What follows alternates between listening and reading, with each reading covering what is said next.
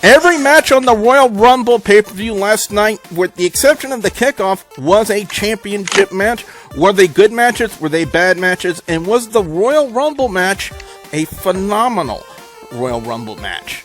And an Extreme Icon makes his return to WGS-TV on this review, the Royal Rumble review for 2016. Hey YouTube, are you ready for your hot tag? Because if you are, it's definitely time to work. This is Chris Hero, and you're watching WGS-TV.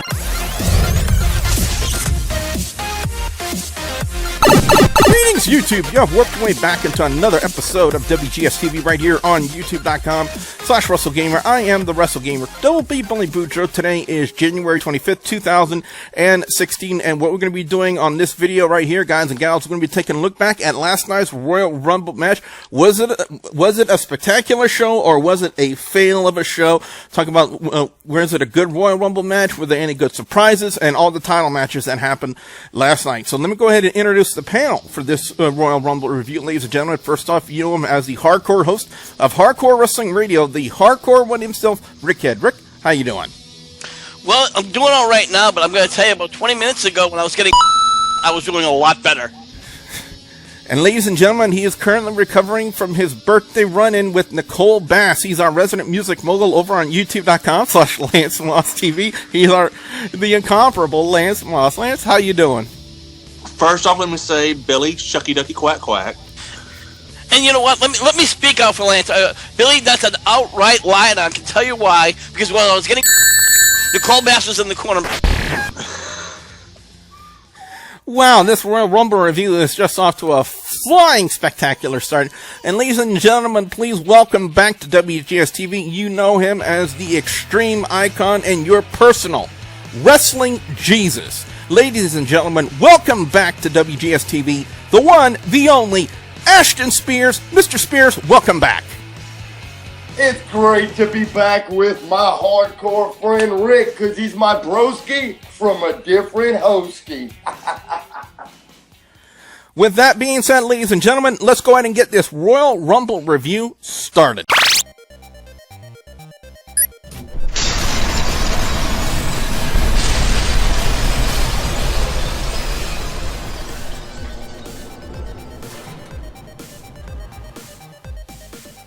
Now, the first match we're going to look at is the kickoff match, which I have to say is probably one of the most random matches I have ever seen thrown together. A lot of people, for most of the time, Rick, have been wondering, what the hell have they been doing with Darren Young? And then they tagged him up with Damien Sandow, of all people. So does that mean, like, the primetime players are done? I think the problem is they tried to bring the primetime players back for the second time, and nobody was buying it. And as much as I hate to say it, I was shocked that they had a couple of the jobbers go over, but I would like to say it was great to see Damien Sandow back in the ring. I got a chance to see him back when they had SmackDown at the Cajun Dome, and it was good to see him. They actually had him come out to his original music. Remember the Hallelujah music? They actually had him come out to that. But of course, with WWE and SmackDown, they never film everyone's entrances, so that's all I'm going to say about that. First off, major botch with the kickoff match with the Ascension and Connor. I'm not exactly sure what he was supposed to do, but he ended up tripping over his own feet. I don't know if anybody else caught that. The way the match would go is Jack Swagger would have the Patriot Lock on Bubba Ray Dudley, of all people. Mark Henry would splash him, and then Viktor, who was already laid out with the 3D, Mark Henry ends up pinning him, and Mark Henry and Jack Swagger end up pinning him and being entered into the Royal Rumble match. And let me just say, it was two useless time filler spots. That's the only way we can actually describe that. Now, we look at the opening match, the Intercontinental Championship match, the last man standing match, Dean Ambrose and Kevin Owens. And one has to say, Mr. Spears, two of the better talents right now in the WWE kicking off the Royal Rumble. Well, definitely, if you look at it overall, I think me and you talked about this a couple of years ago, they had to go to the Indies to get their stars. And if you look at their roster currently, and I don't want to leak the spoiler for anybody who didn't watch it last night, they're signing the best workers. And in my opinion, this was the match of the night. It was better than the Rumble, in my opinion. I think Owens and Ambrose laid it all out there. And sometimes, those kind of matches can get stupid with the extreme and the hardcore stuff, but it didn't. And if you didn't see the end of that match, that was a genius finish. I loved it. It really was, Lance, and it's really hard to argue with that, considering the way the Royal Rumble match, which we'll get to when we talk about it, with that kind of logic. I mean, that last man standing match was absolutely spectacular. Oh, definitely. I mean, well, Grant, I'm a huge fan of both these guys, and basically, they stole the damn show. I agree. Totally. Absolutely. Yeah, it was a great match. Dean Ambrose and... Go ahead. Oh, I'm sorry. It almost felt like everybody else just had matches. You get what I'm saying? Like, it's the Rumble, so they know everybody's waiting for the Rumble and the surprise people. But it was like Owens and Ambrose went, fuck that, we're stealing this show. And they did that.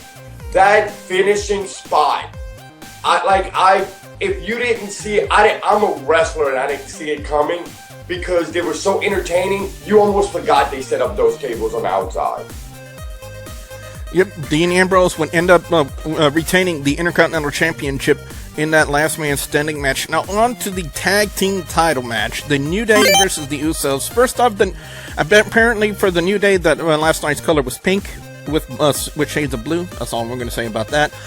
They would then introduce what they called their newest member of the New Day. It's a new trombone. That's all it is, people. Don't get excited. But one thing I definitely have to say, Rick, whenever they do something, whenever the New Day does something, it's always entertaining and it's always funny.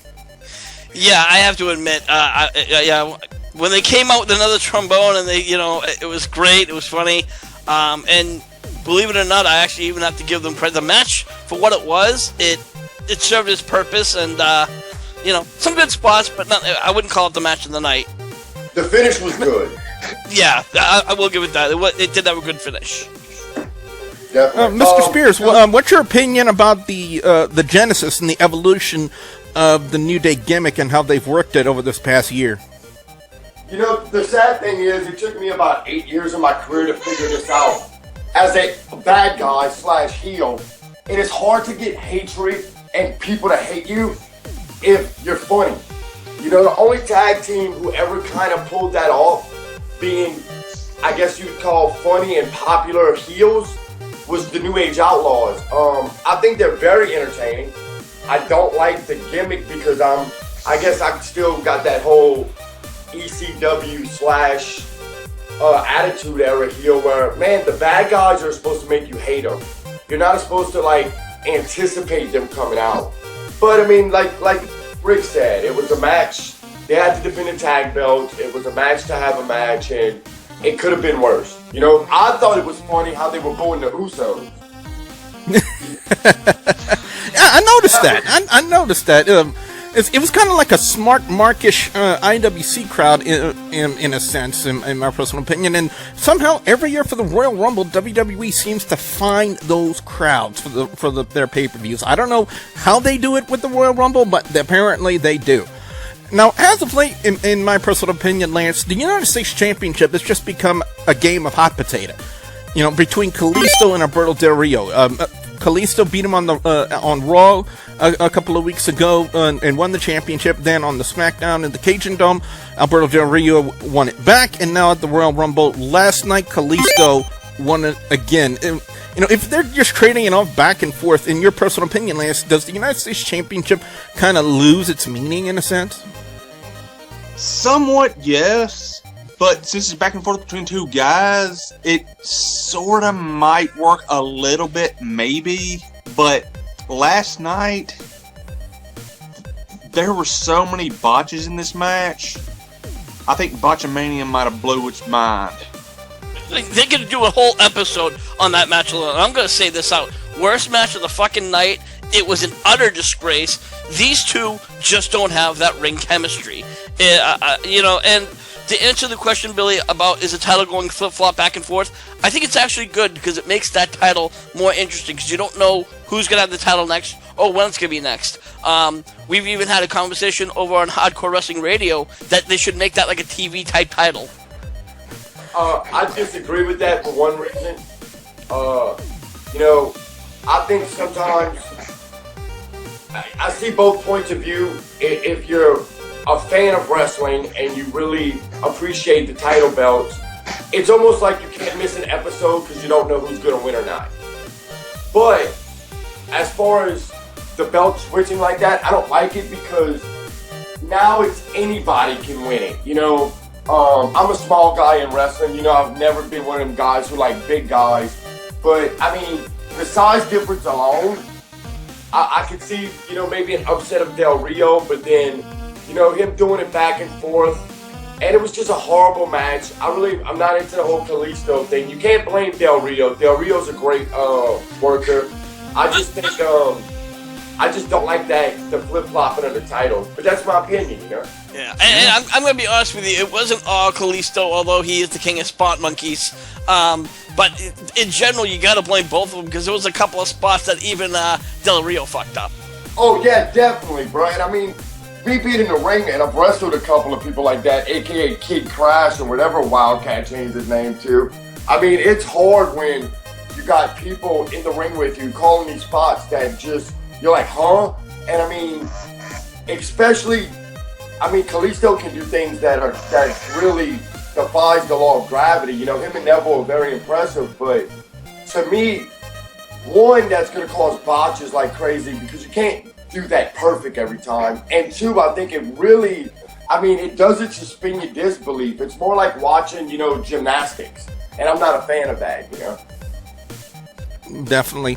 Up next would be the Divas Championship match between Charlotte and Becky Lynch. A couple of things I want everyone to take away from this. First off, this is what female wrestling should be. To that level of talent, to that way, to that ability to work a match. Charlotte and Becky Lynch have incredible talent and incredible ability in the ring to actually sell good matches. This is what main roster Divas matches, Mr. Spears, should be. I agree totally. I haven't seen good wrestling from the women like this probably since the era of my good friend and personal friend of WGS, Jazz, and that era of Trish Stratus, Jazz, Lita. I'm really, really impressed with what NXT has been able to get out of the women's division. It used to be a women's match came on, you went smoke a bowl, you went, you know, pop some popcorn, you went run to the store, smoke a cigarette. Now, you almost wait for that because, man, for the last couple of shows, anytime them two's been in the ring, or any of the combination, they almost stole that show. If it wasn't technically, I'm talking about if you're looking at a technical wrestling match, they had the best wrestling match of the night.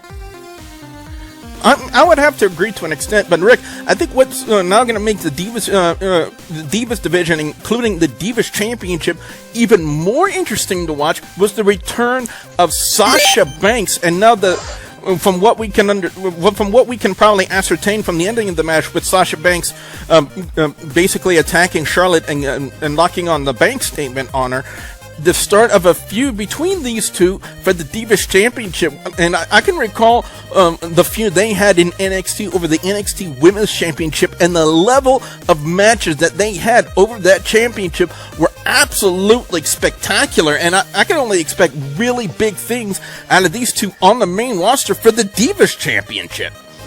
You know, I have to agree with you. Reed Flair and the Queen of Camel Toe, that should be a great match. Excuse me? Reed Flair! You didn't know that's Reed Flair? He didn't die, he had a sex change. Hey, bro, let me tell you something. If that is really Reed Flair, I want to do the drugs he did because he died, came back to life, and got hot. Okay, I'm sorry. I would do things to Charlotte that would make her daddy go, whoa. You know, I got a figure 8 I'll put on her. All right. Quick question. How drunk was Ric Flair last night? Well, we had a survey, and we started him all the way from sober to I love you, Hunter, and we found him as buzzed. Man. I think about this. You know what's sad is that, you know, that girl is so talented, in my opinion, and you know, I really would like to see what she could do without her father. Yeah. seeing buyer, you know? Well, now, ladies and gentlemen, it is now time to turn our attention to the Royal Rumble match itself for the WWE World Heavyweight Championship. Over the past couple of years, WWE's had some really interesting and really good Royal Rumble matches, coupled with a few surprises and a few returns, to say the least. And sometimes we see a legend or two make his like one in-ring return to WWE in a match and whatnot. But however, for this year, the Royal Rumble match really didn't have like any big legends do like a one-off return back into the Royal Rumble match. We didn't really see that. However, there were a couple of surprises to talk about, and one of the heavily rumored surprises that actually did go through was entry number 3, Rick. The in-ring debut in WWE of the phenomenal AJ Styles, and I gotta say, a welcomed addition, in my personal opinion, Rick, to the WWE.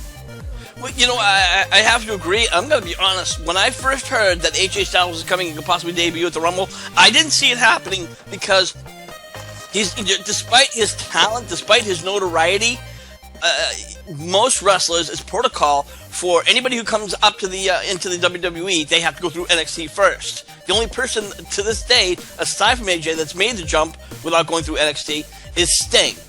So whether that's just going to be the start of it, or they're going to actually bring him up and say, you know what, you don't need NXT, you're all set here, you never know. But I have to say, I really did mark the fuck out, and I was really pleased to see him there, and he got probably the biggest pop of the night. Mr. Spears, I'm going to ask you this question. Do you feel that AJ Styles has that notoriety, has that name value, that he doesn't need to be in NXT, that he can just jump to the main roster? You know, actually, me and Michael White discussed this right before we started watching the pay-per-view. If you look at it traditionally, I mean, you compare ratings from WWE versus TNA, and you really question from a non-internet wrestling community fan, would AJ Styles be popular enough to get that from that crowd? I didn't know, but surprisingly, bro, I agree with Rick, he had chance through the whole Rumble match. He looked really good. I was really surprised at the notoriety that he had, but really what made me proud in the Royal Rumble match was the greatest move in all of pro wrestling. Roman Reigns did not win the World Heavyweight title again. Thank you, it was the greatest move of the night. Finally, Vince McMahon woke up. I mean, the only thing they could do dumber than putting the belt on him is putting the belt on Triple H. I have to disagree with you. The greatest move in the Royal Rumble match, in my personal opinion, was R-Truth grabbing the ladder underneath the ring and climbing up, thinking it was a Money in the Bank ladder match. And the look out on his face when he reached up to grab it and there was nothing there was the funniest thing I have ever seen. You know, Rick, you're a big. I mean, we're all big fans, of course, because we're on here and we're wrestling. But you know what really bothers me about the state of WWE right now? Truth is a great athlete, great on the mic, and I mean, you have athletes in there that are phenomenal, and to have him just reduced to pretty much a character gimmick and a comedy one at that, I mean, it was funny, don't get me wrong, but at the same time, we're talking about a former NWA heavyweight champion, you know? I mean, it kind of bothers me a little bit, but maybe that's me. Maybe I'm just looking at it too hard. I see where you're going with it, but I mean, he's been doing this whole stupid gimmick for a while. You know, he did the little Nicky or little Ricky or whatever the fuck the thing's name was. Little Jimmy. Little Jimmy, thank you. So he did that, and that wasn't working. Now they're having him come over where he's kind of like the wrong place at the wrong time in the wrong mind. I mean, he might as well just come out with a joint in his mouth. I'd probably appreciate it a little bit more, but yeah. It's some of the stuff that he does is funny, but that's as far as he is right now. He's now the class clown. Yeah, and you can't, and I was just heavily disappointed by the whole show minus the opening segment and the Divas match. But I mean, am I the only one who felt like it wasn't a pay-per-view? It felt like a really good version of Monday Night Raw. Yeah. It never had that, oh my god, this is awesome. Mine is the AJ Styles, and I mean, of course you got, New Day doing their funny thing. I mean, for the casual wrestling fan, yeah, but for people like us, man, honestly, I should have, downloaded some old school NWA TNA and watched that. I would have had more fun actually watching that. Lance, another thing to take away from what happened in the Royal Rumble match last night, and I guess we can positively conclude this, is the fact the inception of a storyline now between the Wyatt family and Brock Lesnar. It was heavily rumored that they were going to try to do something with these two guys. One would probably think for WrestleMania a whole angle between Brock Lesnar and the Wyatt family. Do you see it as a good, solid storyline for WWE to do? Well, storyline-wise, it could be good because Braun has somebody to talk for him, and so does Brock. Match quality-wise at Mania makes me a little nervous because we all know Braun is greater than goose shit. And last time that happened was WrestleMania 20, and we all know how that ended up. And, if I can interject, I have to say that I had to give kudos to Brock, because we rarely see Brock sell or take moves. He's always the guy who has to be the dominant one, and for the past couple of weeks he's been doing just the opposite. He's been almost stepping out of character, so to speak. So you got to give him credit where credit's due. Oh yeah, I'm just saying he's somebody talented to have a match with. Man, in my opinion only, and y'all, Lance not really, but I know definitely Billy and Rick knows, I am the biggest Bray Wyatt guy. Man, they dropped the ball with him. Yeah. He could have won this title. He should have been champion already.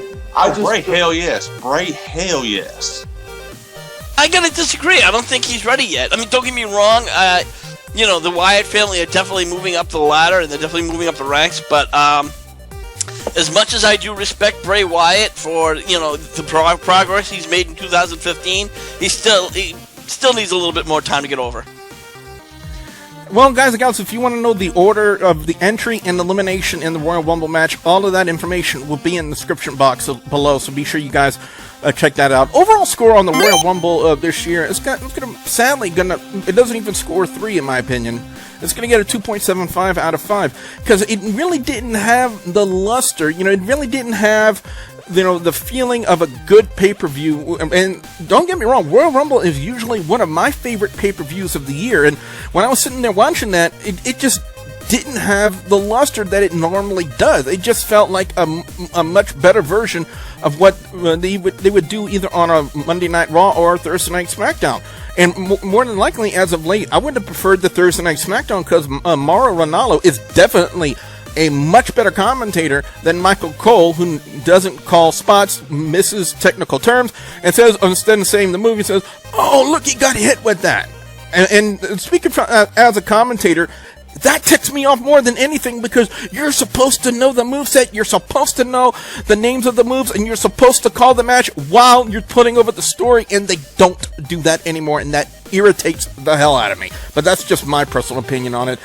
Best match of the night definitely is the Last Man Standing match between Dean Ambrose and Kevin Owens. A couple of honorable mentions to, first off, the debut of the phenomenal AJ Styles in the Royal Rumble match. Great to see that. And of course, the funny spot with R-Truth with the ladder. I gotta say, I was laughing at that. I thought that was actually pretty damn funny.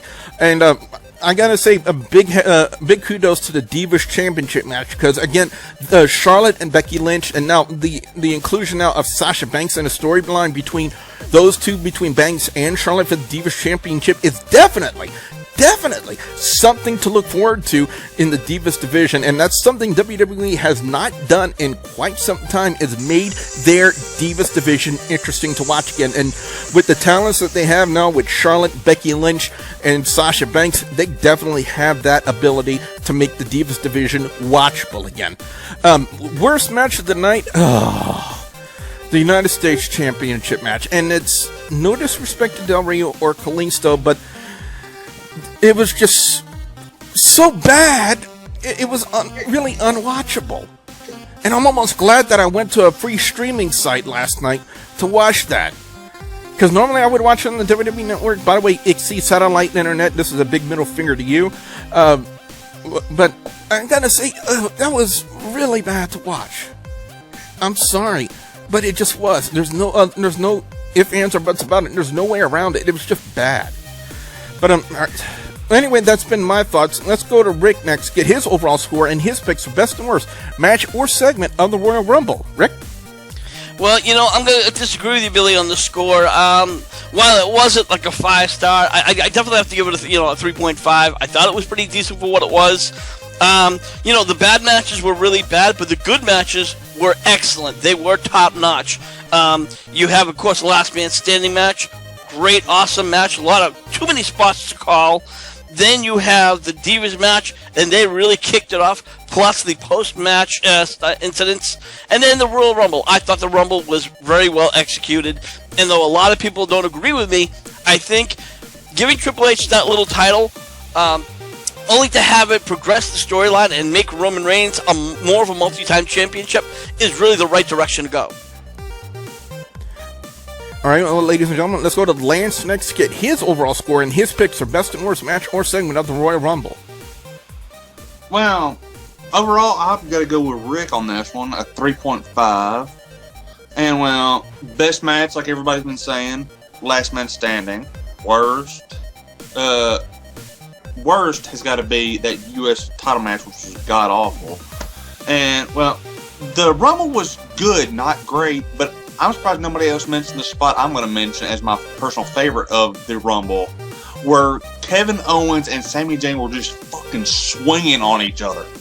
I popped for that one. So, yeah, Sami Zayn being the only NXT guy that called up to do the Royal Rumble match. A lot of people were anticipating the possibility of Baron Corbin being used in the Royal Rumble. That did not come to pass. It was just Sami Zayn, and when Zayn was out there, they did the big Olay chant all over the arena. So that was really good to hear. And finally, ladies and gentlemen, the Extreme Icon Ashton Spears. We go to him next. Get his overall score and his picks for best and worst match or segment of the Royal Rumble.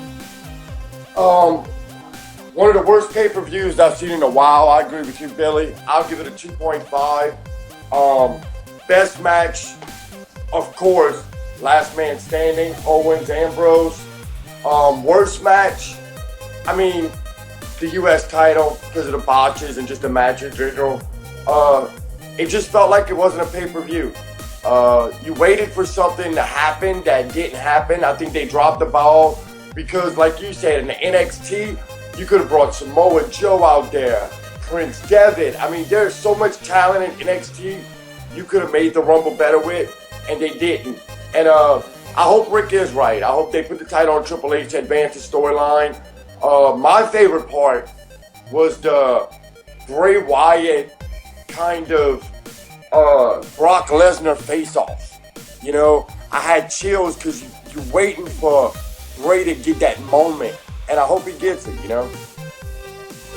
Well, on that note, guys and gals, we want to know from you guys out there, the viewers and subscribers, your thoughts on the Royal Rumble this year. What are your overall scores? What are your picks for best and worst match or segment of the Royal Rumble? We definitely want to hear what you guys out there have to say. Be sure to put your comments in the comment section below. Don't forget to like, favorite, and subscribe. Rick, where can fans check you out on HWR? Well, if you want to join in the conversation, we want passionate wrestlers who can say what they want, how they want to say it, and that's over in the group sections on Facebook.com under the name HWR Chat Room. And if you really want to listen to some inappropriate and politically incorrect content, check out our podcast, Hardcore Wrestling Radio, over at YouTube.com/HWR Show. Which was kind of the way they started this review today, guys and gals. No.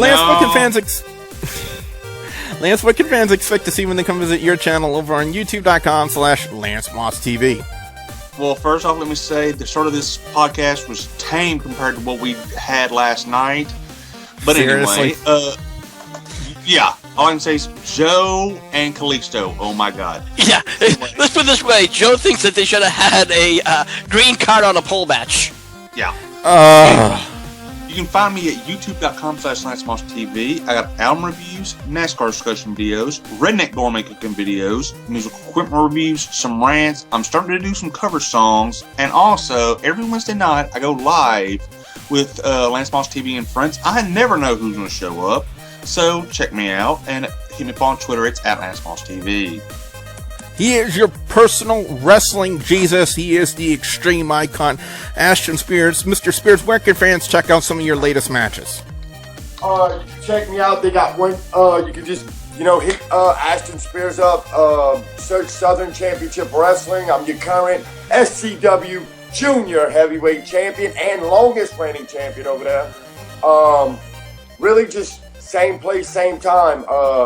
We're working on a TV thing with Billy. We're trying to get up off the ground to XWA, so y'all just be prepared for that, because Billy is my JR. And I would have Rick on the side of him, but Rick's too busy RVDing it. So, you know how that is. Rick 420 says he just smoked your ass. WGS-TV is on social media, on Facebook, Twitter, Instagram. You guys can ask me questions. Links will be provided in the description box below. And as always, guys and gals, I'll have a couple of videos in the annotations at the end of this video for you guys to check out as well. So with that being said, for the hardcore host of Hardcore Wrestling... I'm sorry? I got a question for you, Billy. Has WGS not sucked without your Extreme Icon? I mean, y'all haven't had that many drug references since the last time me and Rick got together. And you know what? You're not going to end this segment. I will. For all you idiots who are watching this video, just remember, Hardcore Wrestling Radio is the best, along with WGS for all your video game and pro wrestling needs. Also, just remember, if you currently want to be a pro wrestler, don't. Because if you don't wrestle, I get all the titles. And Lance Mellis, well, I just don't like you, Lance, because, I don't even know you. So for all of us, to all of you, I hope you had a horrible Christmas and I wish you a bad life. See you at the next Warp Zone, ladies and gentlemen. Didn't need that one. Go away. Hey, fuck you!